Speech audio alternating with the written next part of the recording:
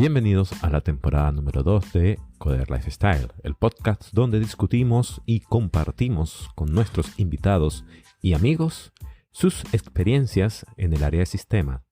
Buenas, mi nombre es Raymond García, System Engineer.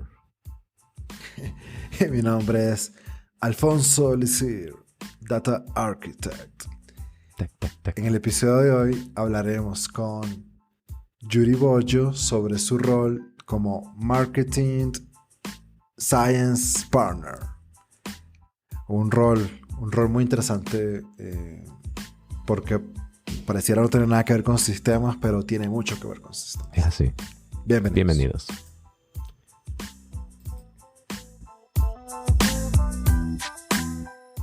Bienvenidos a una nueva edición de Coder Lifestyle. Hoy tenemos a una invitada muy especial llamada Yuri Bollo. Bienvenida, Yuri. Encantados que estés con nosotros en nuestro podcast y gracias por estar aquí con nosotros. Muchas gracias. Muchísimas gracias a ustedes por invitarme. Yuri, para comenzar con el podcast, nos gustaría conocer cuál fue tu motivación, inspiración o cómo fue tu camino para entrar en el área de ciencia de datos. Coméntanos un poco esa parte de tu experiencia. En tu caso específico sería como Marketing Science Partner, ¿cierto? Sí. Uh-huh. Yo trabajo como un Data Scientist. Uh-huh. O sea, hago estudios de efectividad de publicidad, en ventas, en un montón de cosas. La realidad es que yo nunca pensé que iba a trabajar de esto. Y más allá de pensar, ni siquiera lo estudié. Yo estudié ingeniería electrónica y yo quería ser Tony Stark. Básicamente. Yo quería estudiar robótica, bioingeniería, como me iba por ahí. De repente en el medio me empezó a gustar la estadística. Pero como buena venezolana era, no me voy a cambiar de carrera porque esto me va a tomar mucho más, me quiero ir. Entonces terminé la carrera y me fui. Más allá de eso, me fui a Buenos Aires. Por un tiempo trabajé de bartender, mientras veía qué hacía con mi vida en mi mundo laboral. Y en algún momento entré a una empresa de telecomunicación, como electrónica. Y descubrí que detesto la electrónica. Terminó siendo un hobby, más que una carrera. Pero hice mucha estadística, me gustaba mucho la estadística. Entonces, empecé una maestría en estadística en la Universidad de Buenos Aires. Y eventualmente entré como la ayudante en una empresa de medición de consumo masivo. Y por ahí empecé. Cuando yo entro a esa empresa, nos llamábamos Marketing Business Leaders, porque nosotros medíamos consumo masivo. O sea, la empresa lo que hace es como que va a los retailers, a las tiendas y releva todo el consumo que tiene. Y nosotros hacíamos diferentes estudios, como el share de bebidas, de cervezas, de cigarrillos, de casi todas las categorías de consumo. También se calculan cosas que son como diferencia de stock entre lo que se vende y lo que llega, cuánto tiempo tarda en venderse un producto entre que sale de fábrica hasta que llega al consumidor final. Y me pareció súper interesante. Otra vez, de nada que ver con lo que estudié. Pero la vida como que me fue llevando. Eso fue en 2014. El término Data Science todavía no existía en ese momento. De hecho, en 2014 sale la carrera de Data Science en Estados Unidos. Esta empresa es estadounidense y dice, nosotros tenemos eso. Y era nuestro equipo. Entonces nos pasamos a llamar Data Scientists. O sea, yo entré en un equipo que se llamaba de una manera y se terminó llamando Data Scientist. En ese momento también la carrera no tenía nada que ver con lo que es hoy porque es un poco más específica. Y hacíamos todo. Como incluso muchas veces hasta data entry. Como que te dan las encuestas, las metías en el Excel, las pasabas a una base de datos.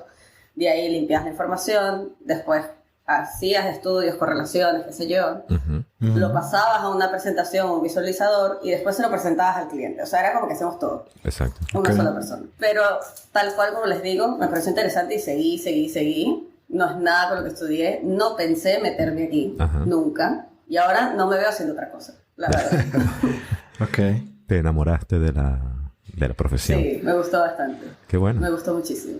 Y fui aprendiendo en el camino. También la carrera se fue creando en el camino. O sea, yo entré en un estadio muy nuevo de Data Science. O sea, no existía, de repente existe, hacemos todo. Y ahora sí hay como ramas donde puede ser más o menos techie, porque hay gente que hace más modeling. Entonces, muchas veces piden incluso graduados de PhD de estadística para eso. Claro. Pues hay gente que hace solo análisis, que capaz no tiene que saber de base de datos, no tiene que saber hacer una query, no tiene que saber ningún tipo de código, sino que la información en Excel hace análisis y por ahí te hace una presentación. Después hay gente que hace solo visualizaciones y después están los que son más consultores que toman toda esa información y van a clientes o hacen consultoría a equipos de marketing directamente con el CMO o con el CFO también, porque hay un poco de finanzas por retornos de inversión que nos puede hacer estudios de retornos de inversión. Entonces es como que ahora un solo rol podríamos ser como 7, 8 personas. Es correcto. Más o menos. Okay. Sí, es así. Ahorita, por ejemplo, esta semana creo que fue, o la semana le pasé a Alfonso un post en LinkedIn acerca de como el rol del Data Visualization, creo que era. Y que era Data Storyteller. Ajá, Data Storyteller. Y entre una de las cualidades que tenía que tener era como que teoría de colores, para poder saber qué colores colocar en la presentación para hacerla visualmente no solamente atractiva, sino que cada color tiene cierta representación. Entonces es interesante cómo es que lo que una persona hacía antes, ahora se ha disgregado hacia diferentes personas. Sí, porque antes hacías lo que... como que a lo que saliera, pues. Ahora quieres que cada parte quede súper optimizada. Entonces necesitas un experto en cada pedacito. Exactamente. Es así. Sin embargo, cuando ves la descripción de lo que se busca como data scientist, siguen buscando gente como yo que sabe hacer todo. Y te quedas como, ¿pero qué tan necesario es? Hay veces que puede ser necesario si vas a hacer consultoría, pero la realidad es que hoy en día, por ejemplo, yo programo cada vez menos. Okay. O sea, como que estoy más orientada a la parte de negocio. Pero te da un montón de tiempo para hacer estrategia, como tomar otro tipo de decisiones, etc. Mientras vas creciendo, en general, vas programando menos. Eso es pero correcto. igual piden que lo sepas. Entonces, en empresas con las que estoy, hacen pruebas técnicas muy rudas, que es como que básicamente tienes que ser developer para pasarlas. Después no tocas código. Y ahí te quedas como, bueno, ¿qué tan necesario es esto que estás pidiendo si al final la persona no lo va a hacer? Porque al final están buscando un tipo de perfil. Ahora, yo creo que muchas veces no saben qué tipo de perfil necesitan, porque como es un área tan nueva y somos todos tan variados dentro de Data Science, como que no saben realmente al final qué es lo que va a terminar haciendo, porque va a depender mucho del enfoque de la persona, lo que decida, la manera en la que lo muestre, los proyectos en los que entre. Entonces, sí, somos un área muy ambigua, lo cual es ironiquísimo, porque somos el área que mide todo. Entonces medimos todo menos a nosotros mismos. Está bueno. ¿Te ibas a hacer una pregunta, Alfonso? Sí, ahora tengo 2. Ok. Continuando lo que acabas de comentar, ¿será que buscan cierto nivel de... o sea, lo que esperan encontrar con esos exámenes que son técnicos de alto nivel es como algún nivel de... no quiero decir inteligencia, sino resolución de problemas, capaz alguna expertise, capaz algo así? Puede ser, porque al menos en la empresa en la que estoy, las pruebas, la forma en la que las hacen, no es solo de necesitas saber N cantidad de lenguaje de programación. Realmente al final ellos dicen resuelve esto en el lenguaje de programación que más te parezca. Tú quieras. Ellos están intentando buscar una persona que no sea estática en la respuesta, sino diga, ok, si mi panorama cambió, ¿cómo puede cambiar esa resolución de ese problema? Y así van. Sí piden que seas experto un poco en algún lenguaje de programación para que se entienda, pero hay tantas herramientas internas y está como todo sobre otros lenguajes. O sea, es como que son, no sé cómo decirlo sin decirlo de trabajo. Pero sí, es complejo. Ok, pero maneja herramientas internas, te entiendo, ¿sí? Que son muy específicas. Sí, lo que pasa es que justo crearon lenguaje de programación que la gente usa, tipo Hack y React, ¿me entiendes? Entonces es como que es muy...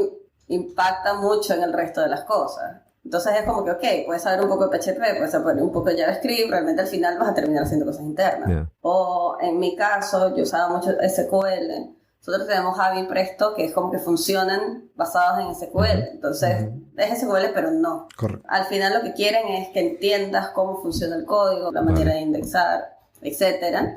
Y después, bueno, aprendes la herramienta interna y ahí trabajas. De hecho, la curva en la que se dice que dejas de ser un nuevo o un noob son 6 meses. 6 meses. O sea, los primeros 3 meses estás solo estudiando y los siguientes 3 empiezas realmente a hacer cosas. Por ahí tienes un proyecto o algo de eso, pero no se espera que puedas ser como un full-time employee, o sea, que realmente puedas trabajar al 100% hasta los 6 meses. Wow.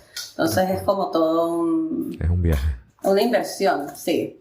Es una inversión. Claro, estás cobrando igualito. Sí, pero también tienes como la presión. Sí, o sea, cuando no, yo entré, claro. a los 3 meses estás como, pero yo no hice nada, me van a votar. O sea,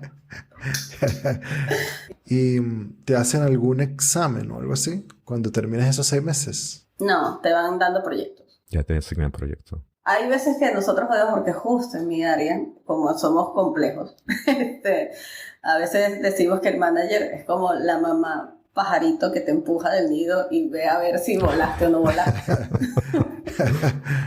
Bueno, gracias por participar.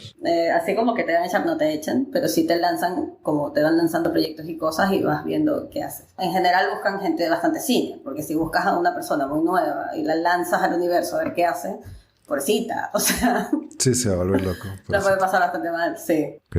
Sí, entiendo que entonces como que, bueno, buscan ese nivel senior para que puedas resolver esos problemas que Sí.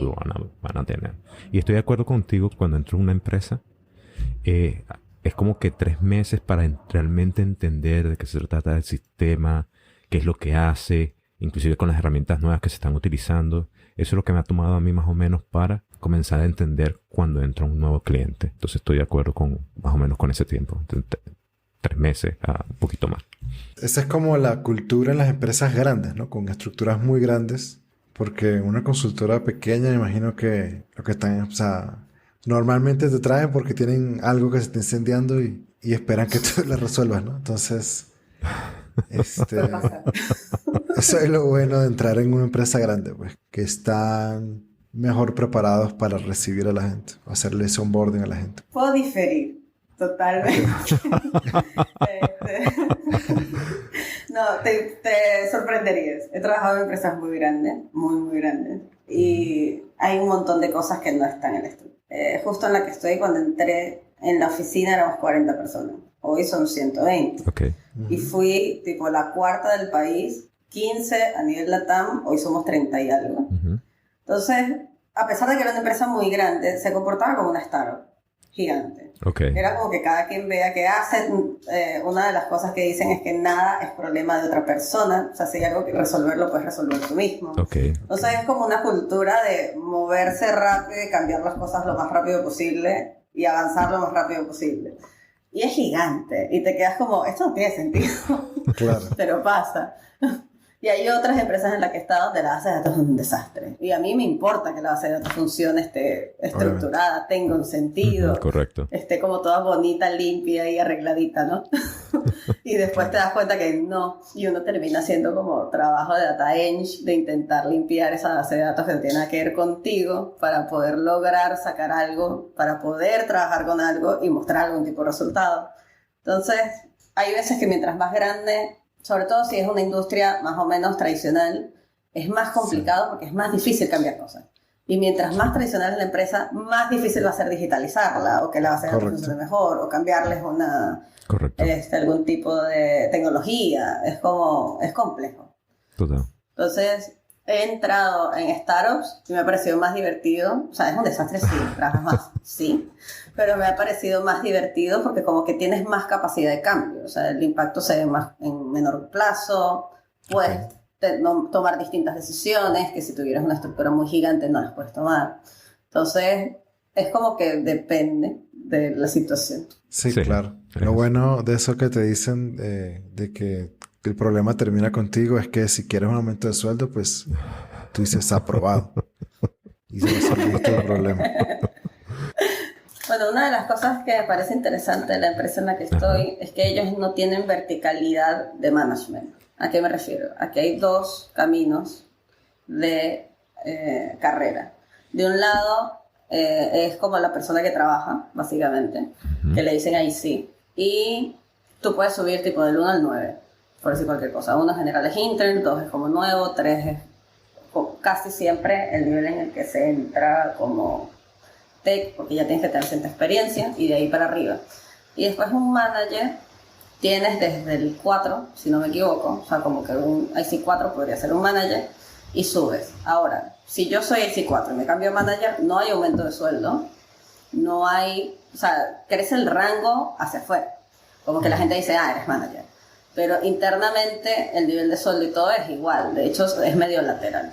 Un manager 6 puede tener un IC7 abajo, o sea, tú podrías tener incluso gente que cobre más que tú abajo.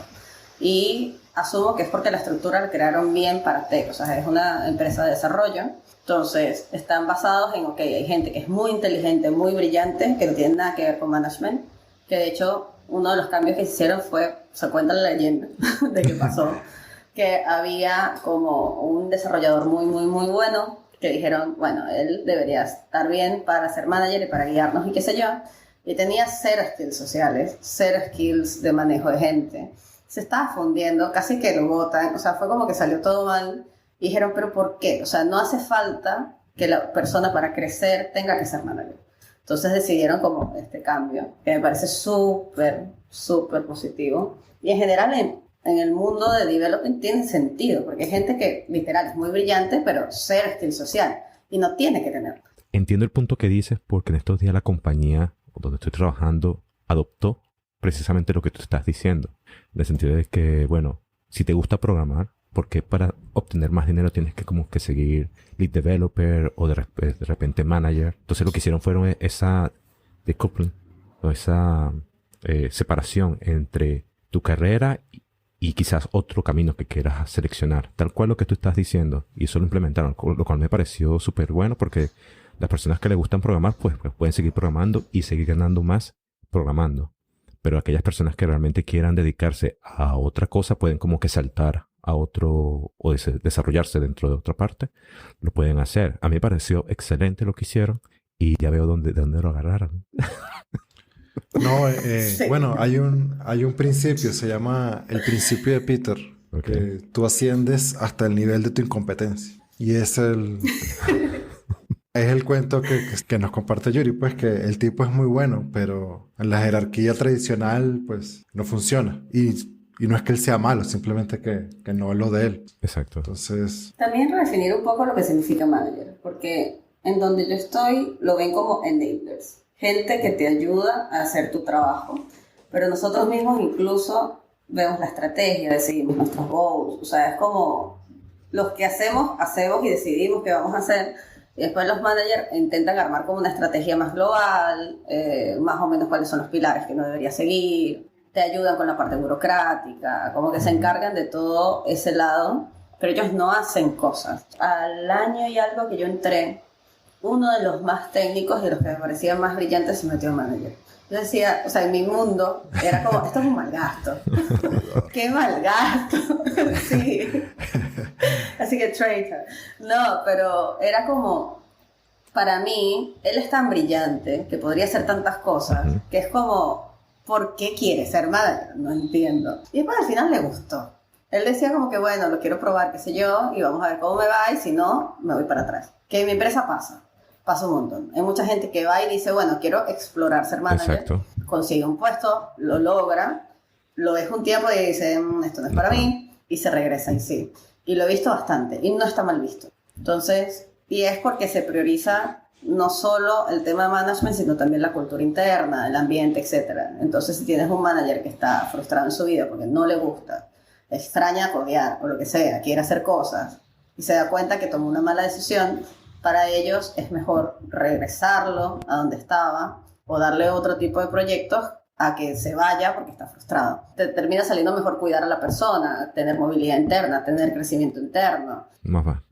O sea, es mucho más rentable tener a una persona feliz, que capaz por eso y por todo el tema de lo complicado que es la gente senior en áreas que son relativamente nuevas, etcétera, es como que intentan medio, no sé si es mantenernos felices o qué, pero que no nos Toma vayamos plata. todo el tiempo. sé feliz. Sí. Y que ahorita hay una demanda alta en nuestra área, pues. Es preferible mantener como tú dices, el recurso y mantenerlo aquí, porque ya conoce el negocio. Ya conoce cómo es la cultura, el negocio, y no es necesario estar buscando otra persona vamos a retenerlo para que sea feliz, como tú dijiste. Algo interesante que mencionaste es que al principio es que a ti te gusta mucho lo que es codear pero ahorita estás como que en esa área de que más de relacionarte con el cliente, el negocio. ¿Eso es parte del mismo path que tú decidiste saltar o es algo que es si sigue dentro de la misma línea de codear, pero se están como que tirando a esa área? ¿Cómo es eso? ¿Es alguna decisión, básicamente es una decisión tuya o más bien es la alta gerencia que te están moviendo hacia la parte de relacionarte con el cliente? ¿O es parte del mismo? Tal cual es. Así como en mi carrera, yo como que no decidí nada. O sea, yo soy la peor persona para decir cómo estructurar tu carrera. Lo único es que yo doy clases y tipo he dado guías y doy charlas y qué sé yo. O sea, como que yo he estado, porque uno una vez que está adentro sabes qué necesitas, qué herramientas necesitas o qué capacidades necesitas, pero yo no creé nada. Y en la lista de cosas que yo no decidí está esto. La realidad es que yo no me fui por el área de modeling porque primero no existía. La realidad es que no existía. Viene existiendo hace relativamente poco. He hecho modelos y cosas. He estado como que he ayudado en desarrollos de códigos open source y qué sé yo. Pero la verdad es que mientras más vas creciendo, el mundo como que te empuja a ser un poco más consultor. Hay ciertas decisiones que yo entiendo y tienen sentido que pongan gente como yo, que estuvo hace mucho tiempo y pasó por muchas industrias. O sea, pasé como medio por todos lados. Okay. Y justo el rol en el que estoy es de estrategia a nivel Latinoamérica de todas las industrias. Entonces es como que tiene sentido que mi perfil esté en el punto donde estoy yo a mí. Pero después, mientras tú creces, he tenido que ceder tiempo de cosas, pero también porque ya están productizadas. Hay estudios que yo hacía a mano, yo los corría a mano todo el tiempo, que ahora corres un script y o sea, haces clic y corrió. Cuando a mí me tomaba 4 horas correrlo, ahora toma 5 segundos. O sea, es ese tipo de cosas. Entonces, la realidad es, llega un momento donde en el rol como en el que yo estoy, uno puede desarrollar scripts, pero la idea es eso, desarrollar cosas productizadas que sean escalables, o sea, que yo pueda copy-paste y funcione para mucha gente, en vez de solo tener algo tan manual o ad hoc como yo metiendo un código específico para algo. Bueno. Entonces, tiene sentido que sea cada vez menos técnico, porque tiene sentido que haya equipos que solo desarrollen scripts y que haya gente que entienda más o menos cómo se funciona o que pueda modificar una variable o algo para una situación específica. Aparentemente para el management les parece que yo soy bastante dual, en el sentido de que justo en nuestro mundo encontrar gente que tenga la dualidad a ellos les cuesta. Entonces como management es como, bueno, ya tú tienes esto, vamos a explotar esta parte donde yo puedo sentarme con una persona de marketing que sabe cero y explicarle en su idioma qué es lo que está pasando y por qué lo que ellos están haciendo afecta al modelo o lo que sea, o qué decisiones pueden tomar con respecto a los resultados que tienen. Como que esa parte de estar en el medio de los dos mundos, o sea, ser el puente entre las decisiones de negocio y data, hoy en día es bastante valorada, porque la verdad es que somos muy pocos. Y se ve en el punto en el que una persona que trabaja conmigo, después trabaja en otra empresa, es como que todos rodamos, somos los mismos y crecimos todos juntos. Entonces llama mucho la atención. Es una mafia. Bueno, mencionaste... Sí, es una mafia que cada vez hay más gente, pero como que en el rango en el que nosotros entramos éramos muy poquitos y se nota. No, y por lo menos de la primera empresa donde yo estuve, que fue donde yo entré de junior, super junior, hay mucha gente en el rubro, no solo en mi empresa, sino en las empresas del mismo nivel que salieron de ahí. Porque fue como... Es una empresa de consumo masivo que nos creó una manera de pensar y una manera de estructurar. Es como, dependiendo de la universidad en la que estudies, hay un poquito de cuadrarismo, ¿no? Y con esta empresa pasa lo mismo. Un poco te forma de la manera de resolver problemas, etc. Vale. Entonces, incluso gente que no conocía, pero estuvo en el mismo equipo, que es más grande que yo o más joven que yo, terminamos todos más o menos en la misma área. Entonces se nota que hubo algo ahí, como que fue una escuela. Mucha gente. Lo cortaron con la misma tijera, por decirlo así. Exacto. Sí, tal cual. Una de las cuestiones que mencionaste y que vale la pena recalcar es que entonces un reto para ti fue desarrollar la parte comunicativa, ¿cierto? Bastante. Cool. Aparte de eso, ¿qué otro reto tuviste que afrontar? Es irónico, pero tener vida social. O sea, capaz está mal lo que estoy diciendo. Pero yo fui muy workaholic demasiado tiempo. Eso también me ayudó, obviamente, a crecer más rápido. Vale. Y el más rápido es relativo, porque hay una cantidad de horas que le metí, que es como, si una persona normal trabaja 8, yo trabajo 14, obviamente, a la larga voy a saber más cosas, y no porque yo sea mejor, sino tengo más horas. Pero la parte comunicativa fue la que más me costó toda la vida. De hecho, todavía hay veces que incluso mi manager, creo que fue ayer, que me dice, no puede ser que las cosas más fáciles son las que a ti te cuestan y todo lo más difícil tú lo haces como si nada. O sea, es como que soy muy para allá, ¿no? Entonces es como la parte de organizacional o de project management o de hablar con gente o de bla fue la que más me costó un montón. Hay cosas que todavía me cuestan. O sea, las tengo que pensar activamente. Vale. De hecho, al punto donde, o sea, soy tan desastrosa mentalmente que en mi calendario de trabajo tengo hasta las salidas sociales. Porque me pasaba que le decía que sí a la gente y tipo, de repente tenía 2 salidas el mismo día, o se me olvidaba y no iba, Vale. o tenía que hacer algo y no lo hacía, o sea, a ese nivel. Entonces yo tengo una asana para mi vida personal de las cosas que tengo que hacer. Pro tip número 1. No, pero es real, o sea, es como yo estoy consciente de mis incapacidades. Como diría un amigo, todos tenemos distintos tipos de incapacidades. La mía es esta, claramente. Entonces hay formas en las que uno puede como mitigar. Correcto. Para mí el orden y la comunicación ha sido complejo. La parte de comunicación, hice cursos, me metí en clases de oratoria, en algún momento intenté meterme en stand-up, no llegué hasta ahí. Es como que hay que tener un poco, hasta capaz, clases de teatro que te ayuden a hablar cuando se es tan, como digo yo, ratita de laboratorio como nosotros. O sea, es muy necesario tener como una comunicación efectiva. O incluso vas a hacer un modelo, necesitas preguntar cosas, necesitas entender lo que el otro dice y que el otro entendió lo que dijo. Porque hay veces que ellos piensan que dicen cosas que no dijeron. Entonces es como dejar todo por escrito, entender qué es lo que se pidió, lo que no se pidió. Y para mí es un chiste eso de que yo no sabía hablar. Y mientras vas creciendo, mientras eres más senior, se espera que puedas tomar proyectos solo. Y tomar proyectos solo significa que vas a hacer todo el framework del proyecto solo. Vale. ¿Y cómo vas a tener los requerimientos si no puedes hablar con la persona? Se podría decir que es un obstáculo el no saber comunicarse hasta un punto, ¿no? Sí. Pero a mí, al revés del mundo, la parte técnica se me hizo muy fácil. Pero también hubo muchas horas de trabajo en el medio. Y lo otro es que puedes hacer cursos de Python, de JavaScript, de PHP, de R, de lo que quieras. Pero si no haces proyectos y no trabajas y no haces cosas, así sea por gusto en tu casa.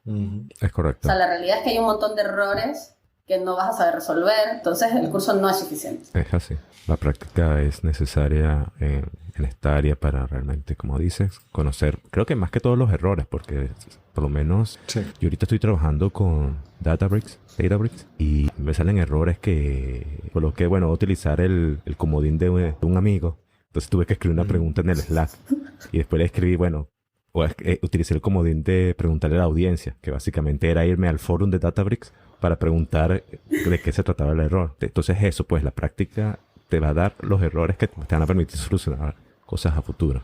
Porque ciertamente tú puedes saber, se trabaja en escala y yo puedo decir que, bueno, manejo escala hasta cierto punto bien, pero los errores y todo eso vienen con la práctica, definitivamente. Sí, y la efectividad, el tiempo que tardes. O sea, una de las cosas que yo intento explicar cuando doy clases o algo es como el seniority no te lo da el hecho de que sepas hacer algo, ¿no? Porque sino la capacidad que tienes de resolver lo que no sabes hacer. Me da risa, pero una de las mejores características que tiene un buen developer es saber googlear. O sea, Yo estoy es contigo, cómo ¿no? googleo, cómo se googleas bien, copia, pegas donde tienes que copiar y pegar y cambiar las variables que tienes que cambiar. Y que eso sea en minutos. Porque al final, si yo agarro, no sé, a un web developer junior y le pido que haga una cosa, la va a hacer. Capaz tarda 5 horas, pero la va a hacer. Y si se la doy a un senior, probablemente tarde 45 minutos. Entonces, muchas veces el seniority como que piensa, es que si yo soy nuevo no voy a poder hacer X cosa. Y probablemente sí lo vayas a poder hacer, pero vas a tardar 3 días. Cuando una persona que es más senior tarda 3-4 horas. Y esa es la diferencia, el conocimiento. Entonces termina siendo como un tema de experiencia, más que incluso inteligencia o capacidad analítica o muchas cosas. El codear como tal termina siendo mucha experiencia. Cicatrices. Las cicatrices. Sí, tal cual. Bueno, ya nos has explicado un poco de qué es lo que haces, tu día a día, pero ahora me gustaría saber cómo tú definirías tu rol actualmente. ¿Cómo tú lo definirías? ¿Cómo definirías a un Marketing Science Partner? Eso. El rol del equipo en sí, y la razón real por la cual es muy difícil medirnos, es porque nosotros somos un equipo que busca cambiar a la industria y hacer de que sea cada vez más data-driven.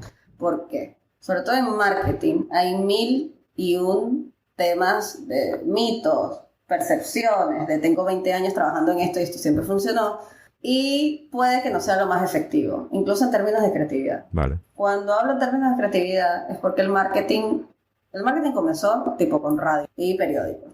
Después pasó a televisión. Y una de las historias más interesantes es que los spots publicitarios en la radio eran de 30 minutos. 30 minutos. Wow. Cuando abre la televisión, quisieron copiar y pegar. O sea, quisieron decir, bueno, si el spot publicitario en radio es de 30 minutos, en televisión es de 30 minutos. Pero la realidad es que cada medio tiene su forma, ¿no? Entonces, una cosa es la radio, que tiene otro proceso cognitivo. Donde está. Okay. Entonces, con todo esto, vino un genio y dijo, no. O sea, el tiempo en televisión al aire vale mucho más porque sonido e imagen son las dos cosas. Entonces, en vez de 30 minutos, voy a pasar a spots publicitarios de 3 minutos. Que hoy 3 minutos es un montón. Pero en ese momento, de 30 a 3, era como, no, están locos, qué sé yo, bla, bla, bla. Y al final terminó funcionando. Después seguimos avanzando el mundo digital. Y venía esto de, no, porque yo quiero que los videos que yo veo en YouTube, Instagram, Facebook, lo que sea, sean iguales a los de la televisión. Es como que el tiempo se ha vuelto cada vez más inmediato, más snack content, por decirlo de alguna forma. Es como que quieres cosas más cortas. Entonces me pones una publicidad de 1 minuto, me quiero morir. Y hay muchos estudios que prueban que las publicidades más efectivas son de 5 segundos. Wow. Entonces pasamos de 3 minutos a 1 minuto a 5 segundos. Entonces, o por ejemplo, siempre en mi comercial yo te contaba una historia, como esto del storytelling. Yo contaba una historia y el pico, el mensaje llega al final. Y después tú dices, ajá, pero estás scrolleando y el tiempo que una persona tarda en hacer scroll es 2 segundos. Tienes 2 segundos para que algo de lo que tú muestres ahí le llame la atención para que haga para atrás. O la imagen igual se procesa y mínimamente quede grabada en el cerebro, ¿no? Entonces, ese lineamiento puede parecer lógico de, mientras tú haces scrolling, pasa la imagen, el de marketing dice, pero me estás rompiendo mi creatividad. Pero es que yo quiero dar un mensaje y en 5 segundos no es suficiente. Y sí, puede ser que en 5 segundos no sea suficiente, pero la gente no lo va a consumir. O sea, hay estudios que muestran que el contenido que se ve en digital funciona tipo 70-20-10. El 70% del contenido es de 3 a 5 segundos. El siguiente 20% es de 10 a 15, que son las historias. Y el último 10, o sea, 70-20, 10 son los videos largos. Estoy hablando en redes sociales. Entonces tú dices, tú estás contando con que tu publicidad la vea solo el 10% del total de la audiencia que la puede llegar a ver. Entonces ahí te quedas como, o sea, efectividad. Y mi trabajo es eso, demostrar la efectividad, de por qué pienso que están equivocados. Y no solo que están equivocados, sino que el chiste es que a ellos les vaya bien. Vale. El chiste es que la inversión que ellos pongan les funcione. Pero básicamente mi trabajo es ese, es cambiarle la mente a la industria para que, irónicamente, funcione más efectivamente. Entonces no es solo cambiar la mente porque yo quiero, es que tengan este pensamiento de data-driven, de testear las cosas, de no asumir que como yo lo hice 20 años funcione. Que entiendan que el mundo se mueve, y la verdad es que mientras es más digital se mueve cada vez más rápido. Pero el chiste es eso, el cambiarle la mente a la gente y que piensen de voy a tomar decisiones basadas en datos y no voy a tomar decisiones basadas en percepciones. Entiendo. Entonces ahí tengo como 1000 conversaciones distintas. Pero el rol sería eso. Que la gente sea, o sea, que los equipos, que los clientes, que las empresas, que las agencias, que todo sea más data-driven. Está interesante. Es decir, que por emplo un Coder Lifestyle que tiene una publicidad de 30 segundos, tú analizarías eso y tú dirías, es mucho tiempo, 30 segundos, deberías reducirlo a 2 segundos para que sea más efectivo. Algo así dependiendo. Por eso ustedes... Algo así dependiendo. Pero es todo con análisis. Es como, bueno, sí, claro, ¿qué es lo que la estás información. buscando? Sí, exactamente. Entonces, en base al goal, porque muchas veces pasa esto, o sea, yo tengo un goal que es, no sé, que la gente me conozca, por decir cualquier cosa. Entonces, ustedes tienen que hacer algo que funcione para ese goal. ¿Qué pasa? Que hay veces que los equipos dentro de las empresas no tienen un goal específico, entonces como que cada uno maneja por su lado. Algo que pasa mucho en industrias tipo e-commerce es que, no sé, tengo una agencia de medios y mi agencia de medios dice, bueno, a mí me pagan para llevar tráfico al sitio. Tráfico al sitio no significa compras. Exacto. Tipo el e-commerce le debería importar la compra. Entonces, ¿de qué me sirve llevar gente que no compre si capaz puedo llevar menos gente, pero que en volumen compra más? Correcto. Entonces, ahí puede haber una disonancia de yo le estoy diciendo al equipo de la agencia que me lleve tráfico al sitio y ellos van a buscar gente que vaya y van a hacer check, o sea, tipo, yo estoy haciendo lo que tú me dices, y después el e-commerce capaz se funde porque no tiene venta. Entonces es como que una cosa no lleva a la otra. Entonces, si ustedes quieren hacer algo, la idea es que esté fijo en el goal, o sea, ¿qué es lo que yo quiero lograr con esto? ¿Cuáles son las herramientas que yo tengo? ¿O de qué manera puedo medir que eso realmente está sucediendo? Está cool, está interesante. Está muy cool. Ok, ya nos comentaste y de una manera bastante técnica tu rol. Ahora te voy a proponer un reto. Este reto se lo hacemos a todos nuestros invitados y algunos los ven muy, muy difícil. Así que vamos a ver cómo tú lo haces. ¿Cómo lo abordas? ¿Cómo lo abordas? ¿Cómo explicarías tu rol a un niño de 5 años? O un niño de 5 años. Sencillito. Complejo. A ver, podría ser algo tipo... Bueno, yo agarro información y aprendo de esa información para tomar decisiones a futuro que sean más acertadas. O sea, por ejemplo, si estás en un lago y metes la mano y cada vez que metes la mano te muerde un pececito, uno aprende que en ese lago hay pececitos y que cada vez que metas la mano te va a morder un pececito. Entonces puedes tomar la decisión de no meter la mano para que no te muerda el pececito, porque ya sabes que previamente hay pececitos en ese lago que muerden. Sí, Cool. Podría ser algo así. Bueno, lo hiciste bien. Está bien. Ahora, para darte una referencia, ¿qué otro tipo de analogías han tomado otras personas? ¿Han legos, familia, casas de cocina? ¿Qué otro más, Alfonso? El gerente de proyectos con la mamá. Ajá, la mamá de la casa. Ajá, exacto. O sea, la jefe de la casa, no la mamá, pero sí la jefe de la casa. Está buenísimo. Sí. Bueno, yo cuando lo explico, yo uso un ejemplo de plantitas. O sea, cuando yo explico la metodología que nosotros utilizamos para medir, uso plantitas. A ver.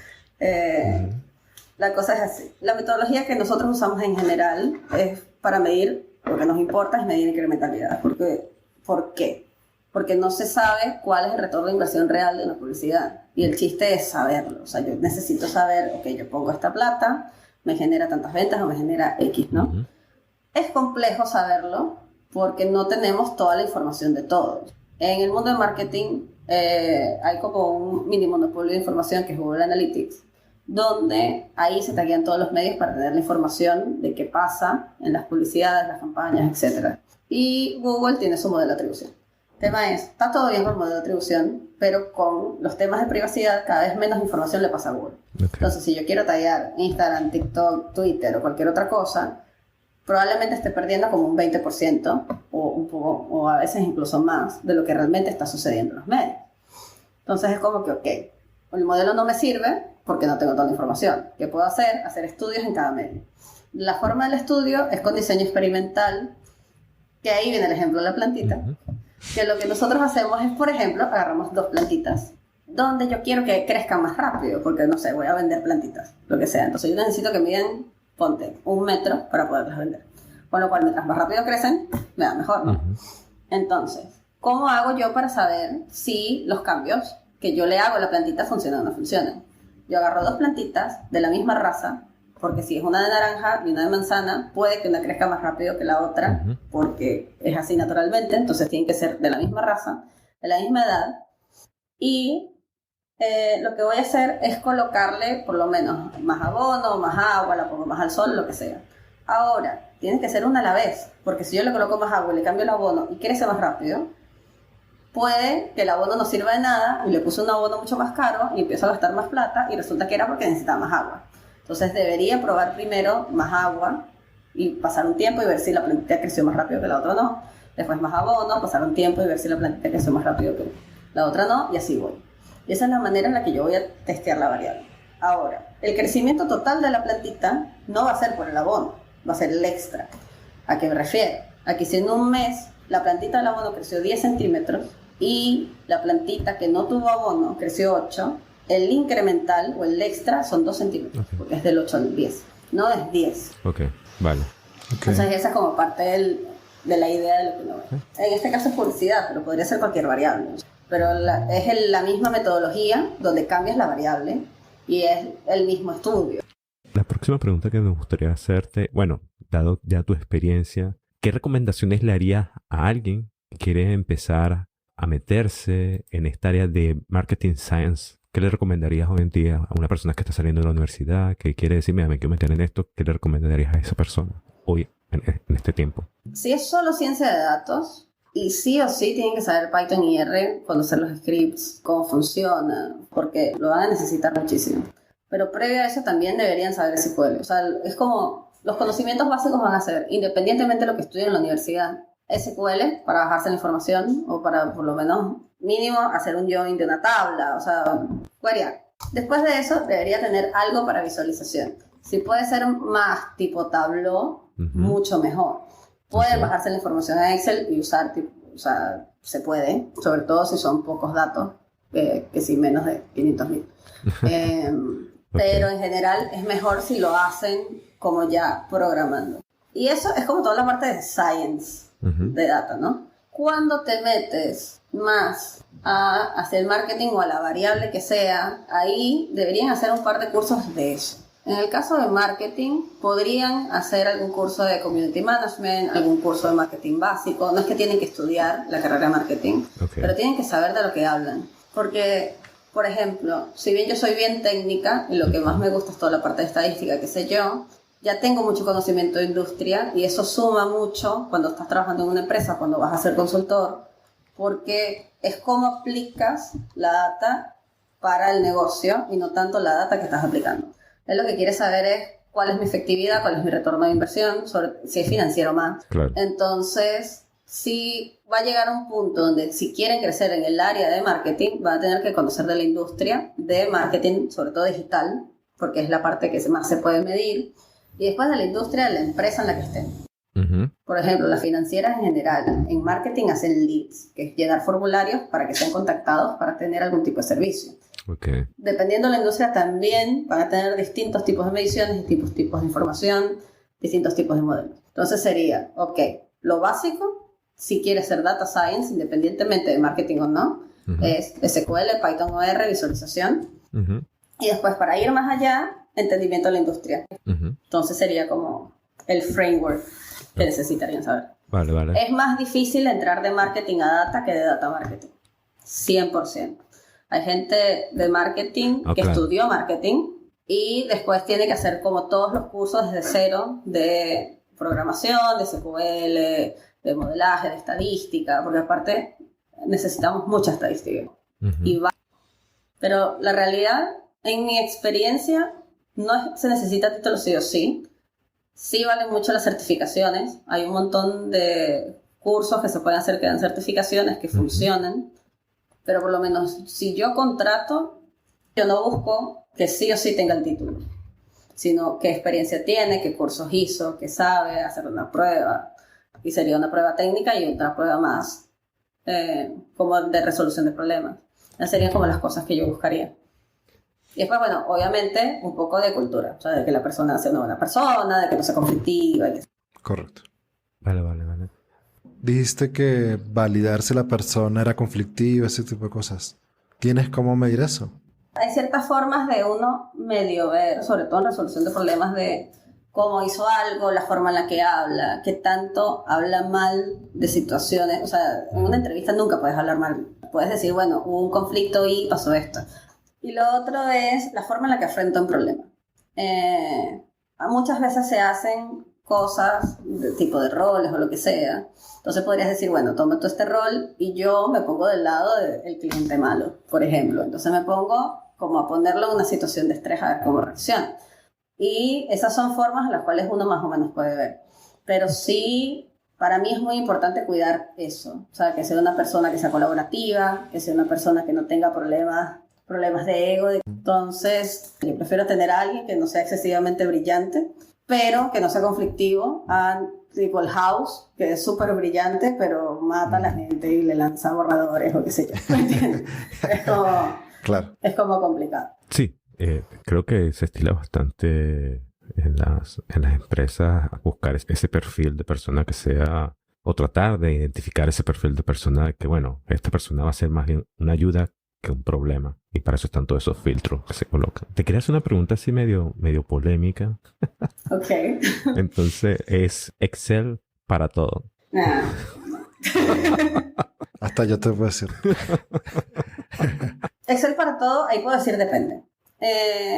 Puede que una persona de data análisis, que no es data science, o sea, que solo hace análisis, que vamos a seguir con el ejemplo de marketing. Uh-huh. Está en Google Analytics, necesita analizar información, se baja un Excel. O sea, al final, Google y Facebook, los dos, porque los dos tienen motores de manejo de campañas. Uh-huh. Cuando le das bajar, es un Excel. Entonces, ¿qué vas a hacer? Usar el Excel. O sea, ahí como que no hay mucho más que hacer. No tienes de otra. Entonces, sí, no tienes de otra. Entonces, dependiendo del rol, puede que funcione. Y también dependiendo de quién le vas a mostrar la información. Porque, por ejemplo, si bien yo uso base de datos y tengo cosas, hay un montón de información que yo termino pasando en un sheet, en un Excel, porque va al equipo de ventas y ellos no tienen, ponte que tengan la capacidad, ni siquiera tienen acceso a las bases. Entonces no las pueden usar.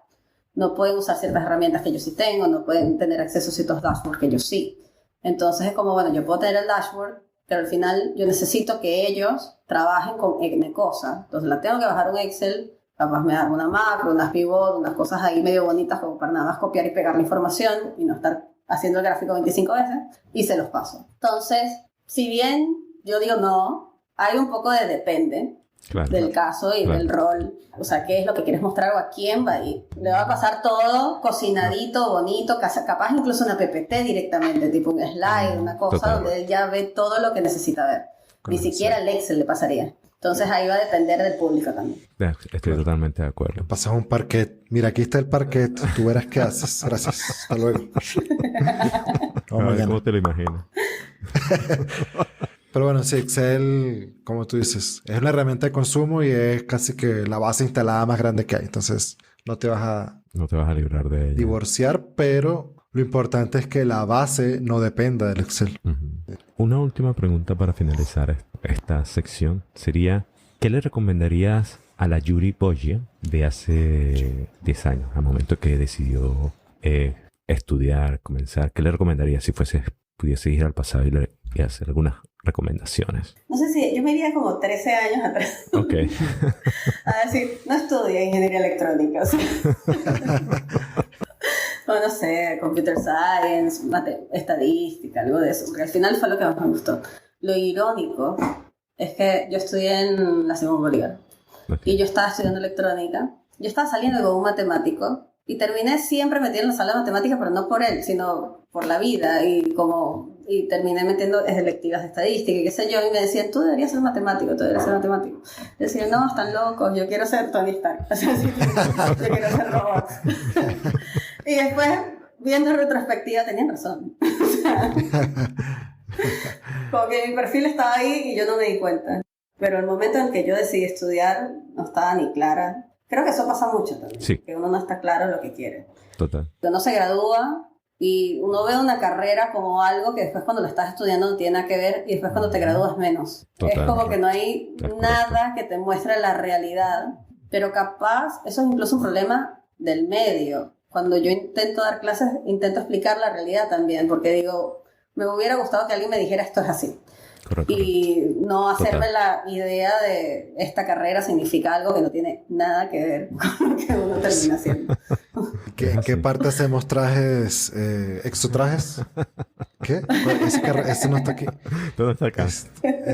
Eso, de hecho, ese es el objetivo de esta serie de roles, ¿no? Y aprovecho el espacio para agradecerte muchas gracias. Por conversar con nosotros de esto y futuras generaciones. Esperamos que puedan escucharte y entender ese camino y ahora van a saber que estudiar ingeniería electrónica no te va a permitir hacer trajes de Tony Stark. Sigan buscando. No, gracias a ustedes por la invitación. La pasé muy bien, fue muy divertido. Igualmente. Ahorita vamos a entrar a la parte de Off Topic. Entonces,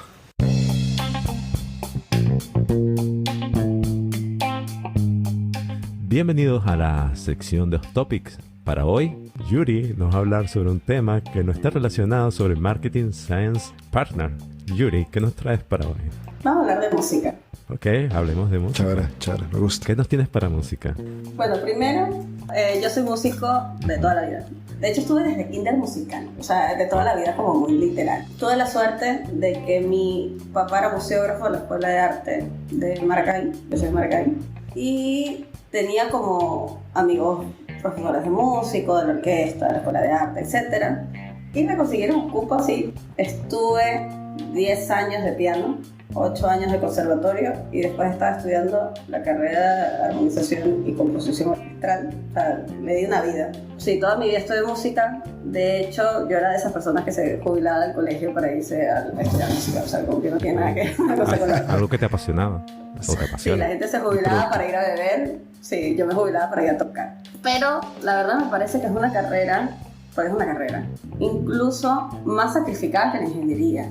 O sea, te pide más tiempo. Y no solo te pide tiempo, sino es malagradecida. ¿A qué me refiero con esto? Dejas de tocar, o sea, por lo menos si estás tocando todo el tiempo, estás en orquesta, lo que sea, dejas de tocar 3 días y ya la mano no se mueve. No te quiero hablar de un año, o cuando yo dejé de tocar realmente fue por 4 años, que fue cuando inmigré. Porque obviamente soy pianista, los pianos no son baratos. Sí. Entonces me costó mucho poder volver a comprarme un piano. Y de ahí en adelante fue frustración. Porque cuando te vuelves a sentar y haces como pack y tu mente hace una cosa y la mano hace otra, te quedas como, esto no funciona así.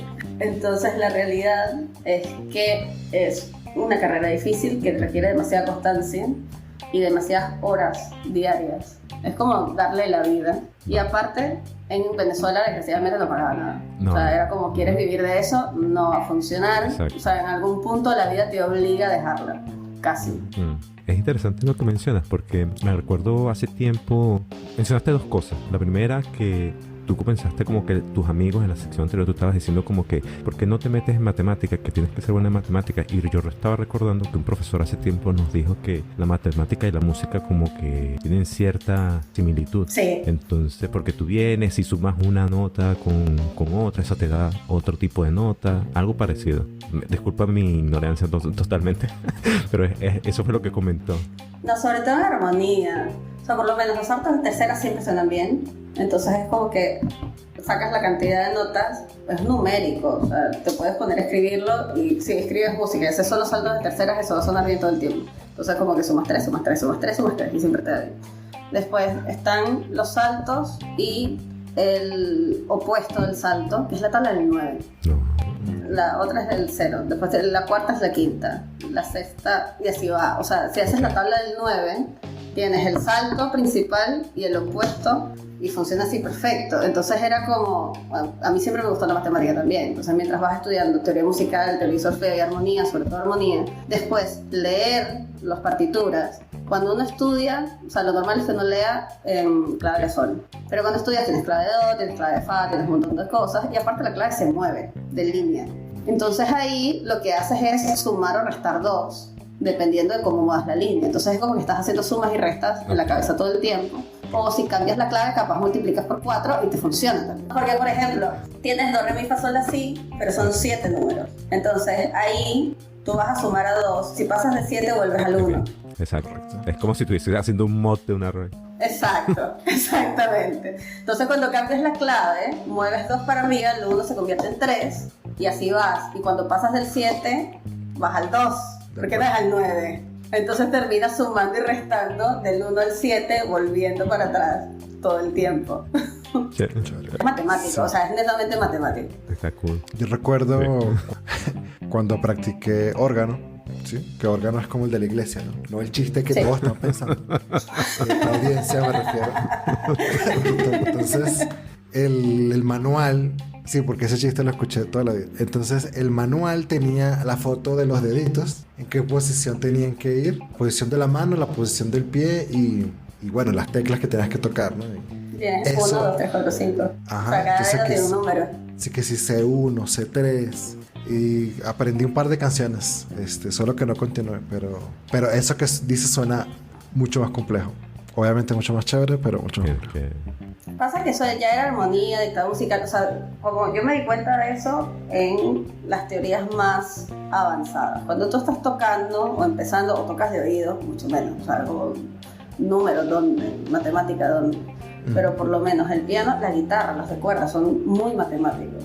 Las notas las puedes trasladar.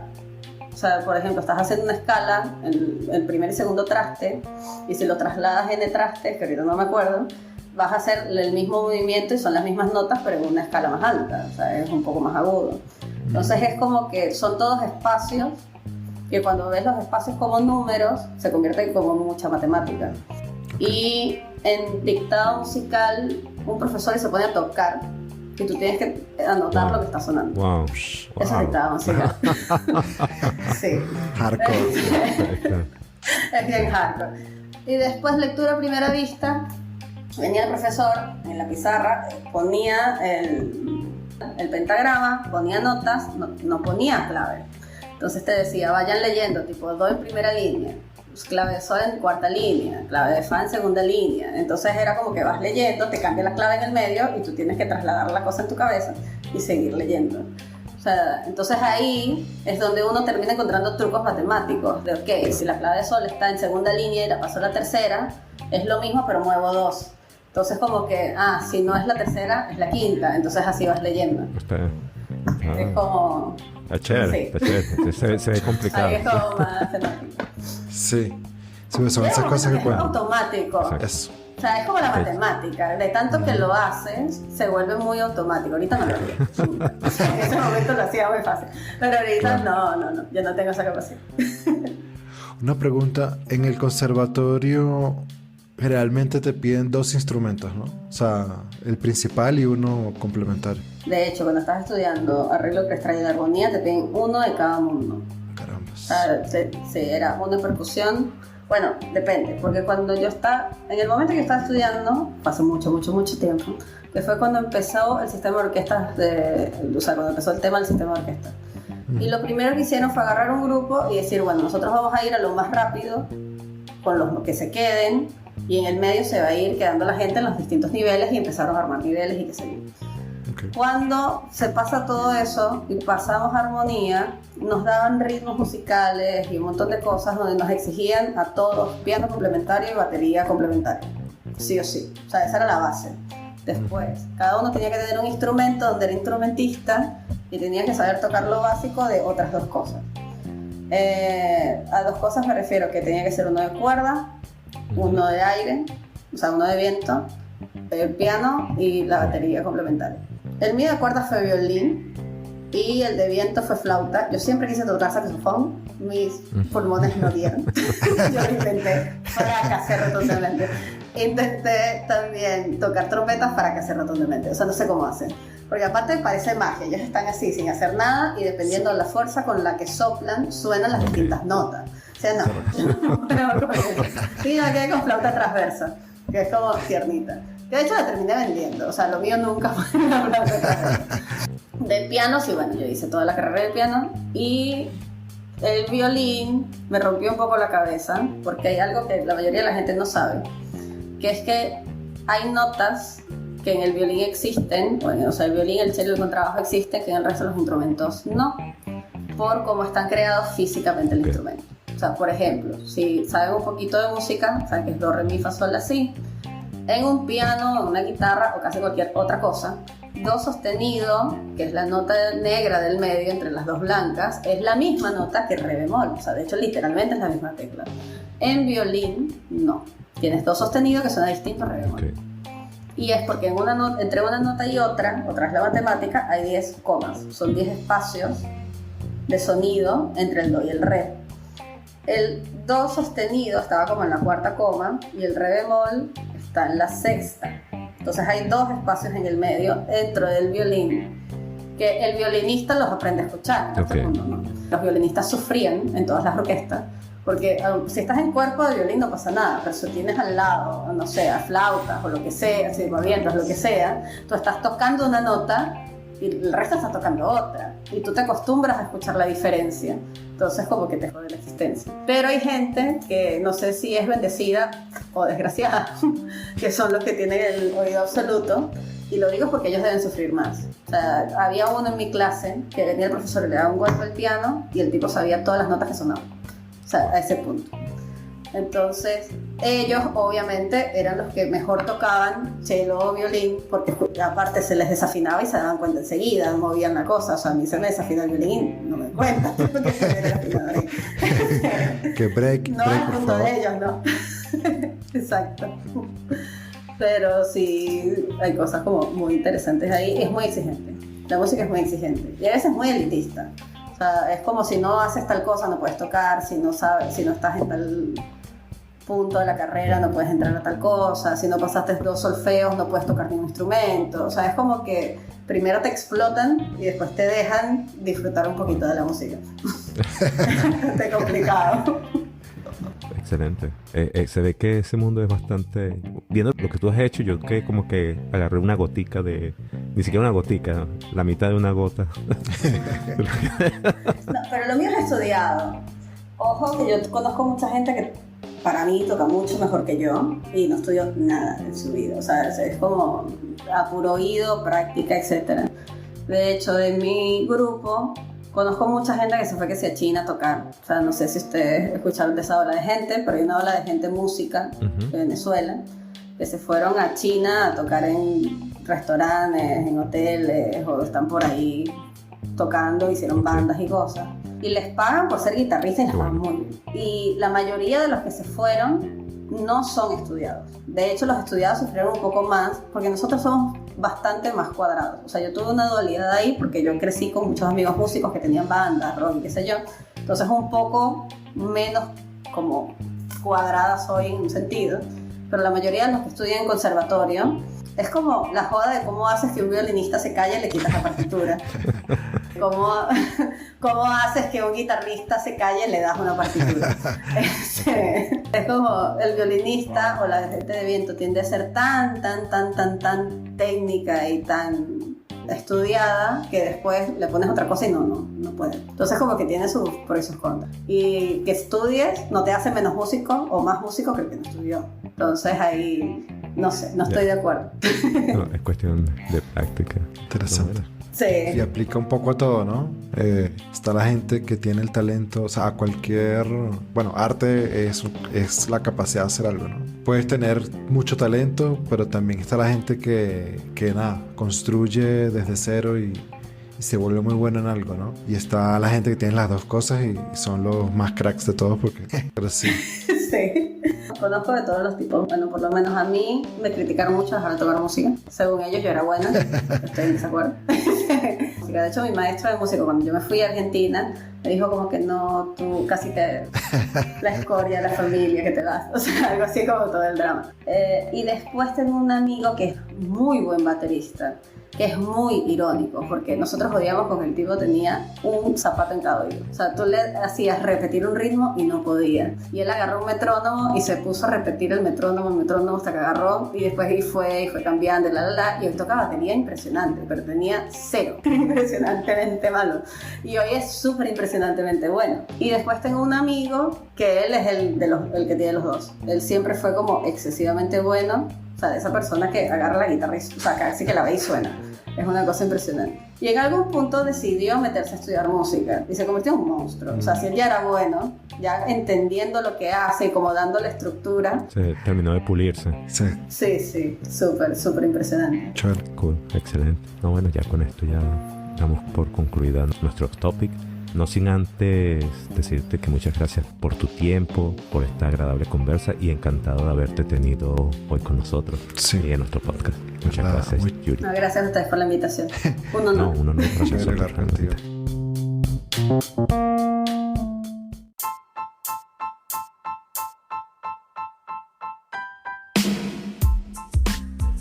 Eso es todo por hoy. Los invitamos a enviarnos sus preguntas, comentarios o recomendaciones al correo contacto@coderlifestyle.net. También los invitamos a suscribirse y comentar por Instagram y por Twitter.